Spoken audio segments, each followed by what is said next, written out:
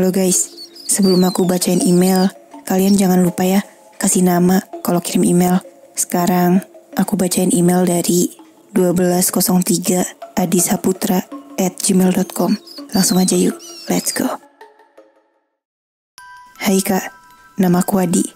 Aku tinggal di sebuah apartemen baru bersama keluargaku.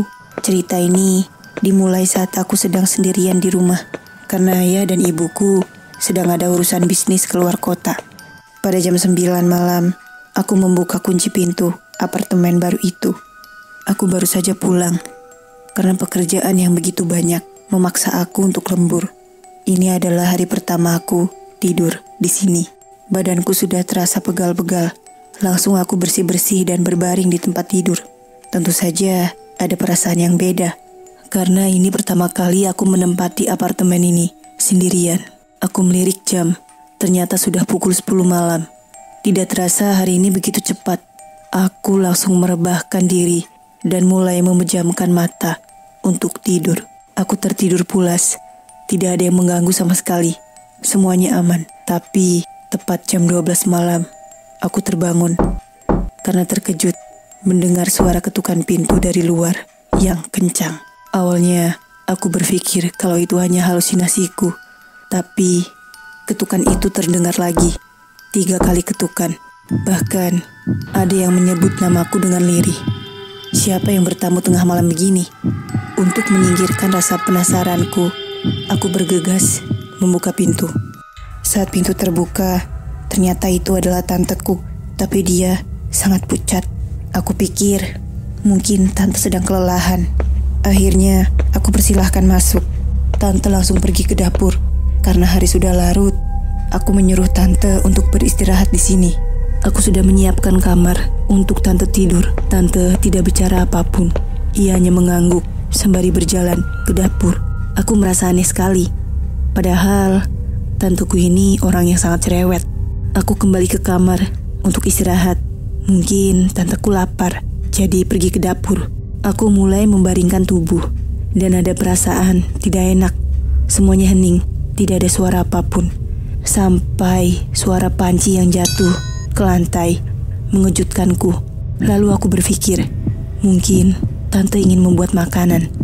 Tapi tengah malam begini, ya sudahlah, aku abaikan dan mencoba untuk tidur kembali. Aku berhasil tidur, tapi tetap saja tidak nyaman. Aku merasa seperti ada yang mengawasi. Tidak lama, angin menghampiriku. Mendadak, badanku tidak bisa bergerak.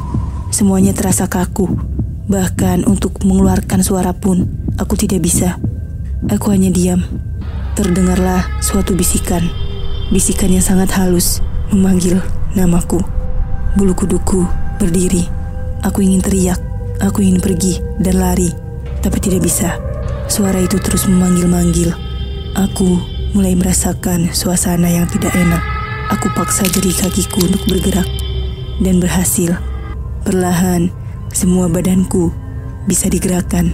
Aku membuka mata dan aku sangat terkejut karena tante tidur di depanku. Wajahnya pucat dan matanya terbelalak. Aku teringat kalau tante sedang camping di Gunung Lawu. Jadi, siapa perempuan ini? Tiba-tiba tubuhnya pun melayang tinggi hingga menempel ke atap rumah, menggoyangkan lampu hingga lampunya jatuh dan mati. Segera aku mengambil HP untuk penerangan dan pergi keluar apartemen. Aku berlari dengan sangat kencang. Aku memutuskan untuk menaiki taksi. Meskipun aku tidak tahu akan pergi kemana. Aku masih tidak percaya apa yang telah aku alami. Pas sopir taksi melihat ekspresiku di kaca spion dan dia bertanya karena aku terlihat gugup. Aku pun menceritakannya. Pas sopir kembali bertanya, "Berapa nomor unit apartemen itu, Mas?" Aku berkata, "Nomor 13, Pak." Pas sopir langsung mengerem mendadak dan melihat ke arahku. Kata pas sopir, "Di apartemen unit 13 yang ditinggali olehku.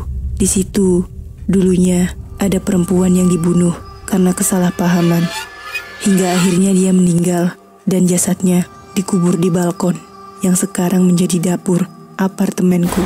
Karena perempuan itu tidak terima, ia masih gentayangan dan sering menyerupai orang terdekat kita." Itu ceritaku, Kak. Terima kasih. Serem juga ya guys. Gak nyangka endingnya bakal kayak gitu. Makasih udah kirim cerita ke aku Adi.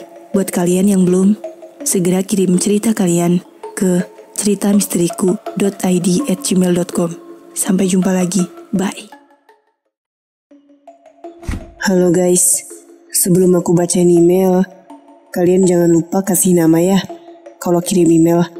Sekarang aku dapat email dari bassyakib@gmail.com. Langsung aja yuk, let's go. Assalamualaikum kasih, aku Aini. Aku mau cerita, tapi ini cerita teman dekatku sih. Jadi dia melihat kuntilanak yang penuh darah di kuburan dekat makam yang masih baru.